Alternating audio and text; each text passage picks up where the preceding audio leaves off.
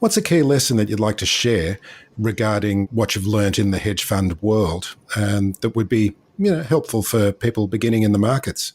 Yeah, well, I think probably the biggest lesson learned by me actually, fortunately early in my career, but throughout my career is one of humility and what you realize very quickly as an asset manager. It is very hard to generate sort of uniquely good performance reliably over time. And so I like to talk about, when I first got into macro, I started trading natural gas.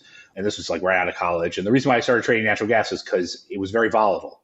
Prices could go up a lot, they could go down a lot. And so you could make a lot of money if they go up a lot or go down a lot. But the reality is I didn't really know anything about natural gas, right? I was gambling, I was speculating, right? I didn't have edge, and certainly I had no edge relative to, if you talk to a real natural gas trader, they understand all of the intricacies of the supply and demand and the weather and all the dynamics that drive it.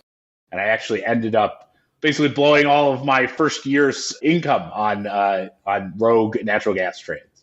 And that was a powerful lesson, which it was a lesson many people sometimes take time to learn.